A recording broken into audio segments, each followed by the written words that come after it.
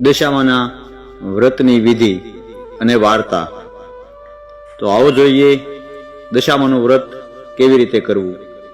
દશામાનું વ્રત અષાઢ વદ અમાસથી શરૂ થાય છે. પ્રાપ્ત કાળે સ્નાન કરી ધૂપ દીવો કરી શ્રદ્ધાપૂર્વક દશામાની કથા સાંભળવી. 10 દિવસ નકોરડા ઉપવાસ કરવા, માટીની સાંઢળી બનાવી તેનું પૂજન કરવું. 10મે દિવસે એ સાંઢળીને નદીમાં પધરાવવી.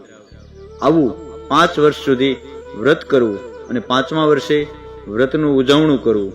યથાશક્તિ સોનું, ચાંદી કે પંચધાતુની સાંઢળી બનાવરાવવી અને બ્રાહ્મણને દાનમાં આપવી અને વસ્ત્ર દાન કરવું. દક્ષિણા આપવી. ભક્તિપૂર્વક દશામાનું વ્રત કરનારને સુખ, શાંતિ અને સમૃદ્ધિ જળવાઈ રહે છે. આવો જોઈએ દશામાના વ્રતની વિધિ તો જોઈ, હવે જોઈએ એની કથા. સુવર્ણપુર નગરીમાં અભયસેન નામે ઘણો જ ગર્વિષ્ઠ રાજા રાજ કરે. નગરની સમૃદ્ધિનો કોઈ પાર નહીં. રાજાની ગુણિયલ સ્ત્રી, નામ એનું અનંગસેના. રાણી ઘણી જ નમ્ર અને ધર્મિષ્ઠ. ઘણીવાર રાજાને સમજાવે કે તમે અહંકાર ન કરો, તમે અહંકાર ન કરો, પણ રાજા એ વાતને સ્વીકારે નહીં. એક દિવસ રાજમહેલના ઝરૂખે બેઠેલી રાણી નદીના કિનારે સ્ત્રીઓને વ્રત કરતા જોઈ. તેથી રાણીને કુતૂહલ થયું. તરત દાસીને આજ્ઞા કરી કે જાઓ, નદીના કિનારે 16 શણગાર સજીને જે ટોળે વળીને બેસેલી સ્ત્રીઓ છે તે શું કરે છે તે જાણી લાવો. દાસી દોડતી જાય છે. જઈને પૂછે છે કે તમે આ બધા શું કરો છો? ત્યારે એક સ્ત્રીએ જવાબ આપતા કહ્યું, અમે દશામાનું વ્રત કરીએ છીએ. આ વ્રતની વિધિ એવી છે કે સૂતરના 10 તાર લઈ 10 ગાંઠ વાળવી, ગાંઠે ગાંઠે કંકુના ચાંદલા કરવા, ત્યારબાદ કેવી રીતે વ્રત કરવું એ બધું જણાવ્યું. દાસીએ મહેલમાં આવી રાણીને બધી વાત કરી. ધાર્મિક સ્વભાવની રાણીને પણ વ્રત કરવાની ઈચ્છા થઈ. મનથી વ્રત કરવાનું નક્કી કર્યું. એને રાજાને વાત કરી. રાજા તો અહંકારી હતો. આ વ્રત તો ગરીબ ગુરખા માટે છે. તમે તો ઘણી સાહેબીમાં, ધન દોલતમાં, નોકર ચાકરમાં, બાગ બગીચામાં અને આ રાજપાટ ભોગવી રહ્યા છો, તો તમારે આ વ્રત ન કરવાનું હોય. રાજાના અભિમાન ભર્યા વચન સાંભળી રાણીનું દિલ દુભાયું. એ જાણતી હતી કે ગમે તેવી સમજાવટ છતાં અભિમાની રાજા 1નો 2 થવાનો નથી અને અહંકાર, ગર્વ અને અભિમાનમાં ચકચૂર થયો છે. દશામાના વ્રતનું અપમાન કર્યું. તેથી દશામાના ક્રોધનો પાર ન રહ્યો. માએ રાજાના સપનામાં આવીને એક જ શબ્દ કહ્યો કે પડું છું. બીજા દિવસે પડોશી રાજા લાવ લશ્કર સાથે ચડી આવ્યો. આવા અણધાર્યા હુમલાથી રાજા અભયસિંહ ગભરાયો. જીવ બચાવવા માટે રાણી અને બંને કુંવરોને લઈને જંગલના રસ્તે ભાગ્યો. રાણી અનંગસેના મનમાં સમજે છે કે પોતાના પતિએ કરેલ દશામાના વ્રતના અપમાનથી આ દશા પ્રાપ્ત થઈ છે. ઘોર જંગલમાં રાજા રાણી ઉઘાડા પગે ચાલ્યા જાય છે. પગમાં કાંટા કાકરા ભોકાય છે. દુઃખ અને થાકનો પાર નથી. કુંવર તરસ્યા થાય છે. એટલામાં એક વાવ આવી. રાજા પાણી લેવા માટે વાવમાં ઉતર્યો તો દશામાએ અદ્રશ્ય રહીને બંને કુંવરોને ખેંચી લીધા. કુંવરોને અદ્રશ્ય થઈ ગયેલા જાણી રાણી વિલાપ કરવા લાગી. રાજા પણ મનમાં સમજી ગયો કે નક્કી દશામાનો કોપ છે. રાણીએ આશ્વાસન આપતા સમજાવે છે કે જેણે આપ્યા એને લઈ લીધા, હવે એ જ આપશે. રુદન કરતી રાણીને સમજાવતો રાજા આગળ ચાલ્યો. થાકના લીધે બંને પગ ઘસડાય છે. પગમાં વેઢા વેઢાના કાંટા ભોકાય છે. પીડાનો કોઈ પાર નથી. રસ્તામાં એક વાડી આવી. રાજાને થયું કે હાશ 2 ઘડી વિસામો તો મળશે, પણ રાજાએ વાડીમાં જેવો પગ મૂક્યો તો ખીલેલા ફૂલો કરમાઈ ગયા. વાડીનો માળી વિચાર કરવા લાગ્યો કે આ માણસ પાપી પગલાનો છે. તેથી માળી લાકડી લઈને રાજા રાણીને મારવા દોડ્યો. રાજા અને રાણી માંડ માંડ બચીને ભાગ્યા. જીવનથી હતાશ થઈને ભિખારી જેવી હાલતમાં બંને એક નગરમાં આવ્યા. એ નગર રાજાની બહેનનું હતું.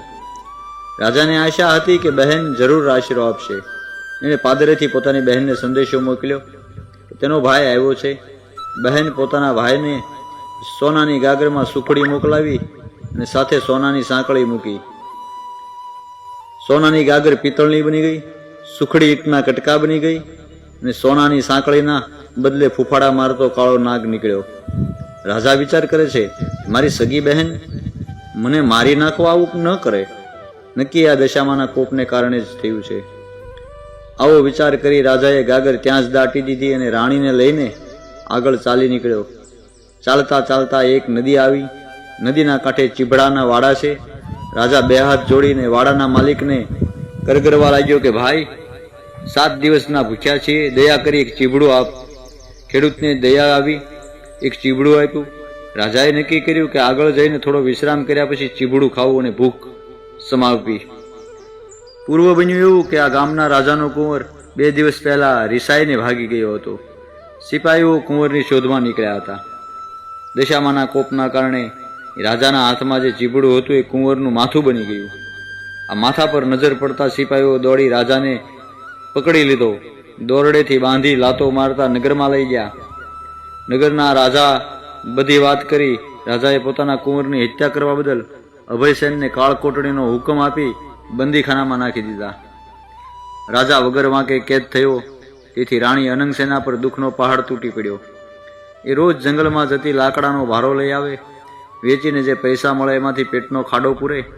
આમ દિવસો ઉપર દિવસો પસાર થવા લાગ્યા. અષાઢ મહિનો આવ્યો. અનંગસેનાએ અષાઢની અમાસે એટલે કે દિવાસાના દિવસે દશામાનું વ્રત કર્યું.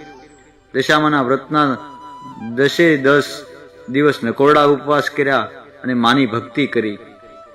રાણી અનંગસેનાના અપાર ભક્તિ જોઈ દશામાનો કોપ શમી ગયો. માએ રાણીને આશીર્વાદ આપતા કહ્યું કે કાલે તને તારો પતિ પાછો મળશે. એ જ રાતે દશામાએ નગરના રાજાને સ્વપ્નમાં જઈ આદેશ આપ્યો કે નિર્દોષ માણસને કેદમાં પૂર્યો છે. તારો કુંવર તો એના મોસાળમાં લીલા લહેર કરે છે. સવારે પાછો આવી જશે. સવાર પડતા જ દશામાની કૃપાથી કુંવર પાછો આવી ગયો.